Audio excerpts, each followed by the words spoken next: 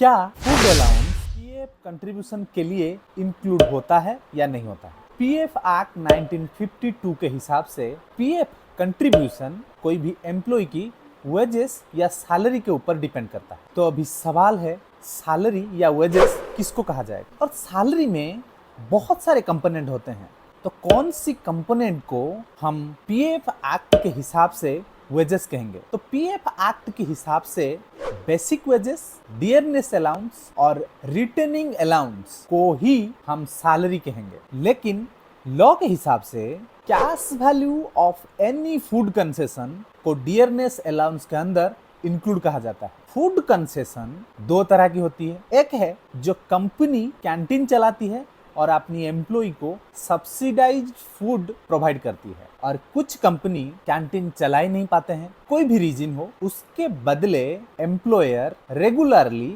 हर महीने अपनी एम्प्लॉय को एक फूड कंसेशन देती है। तो ये जो दोनों फूड कंसेशन है, ये डियरनेस अलाउंस का पार्ट बन जाता है।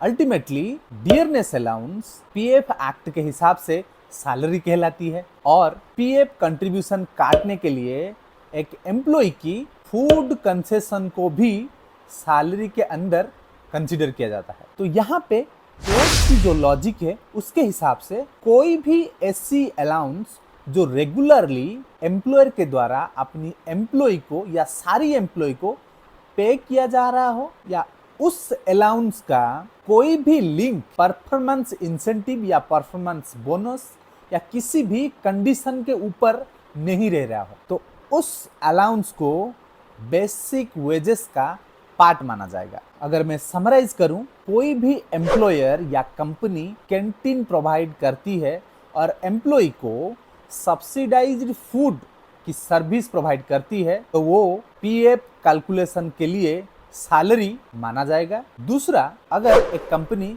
कैंटीन नहीं चला रहा है, उसके बदले एक fixed cash amount as a food concession अपनी एम्प्लॉय को हर महीने प्रोवाइड कर रहा है, तो वो भी पीएफ कंट्रीब्यूशन के लिए सैलरी कहलाएगा। यहाँ पे कंडीशन ये है, हर महीने कंपनी अपनी एम्प्लॉय को कैश वैल्यू प्रोवाइड कर रहा है एज ए फूड कंसेशन।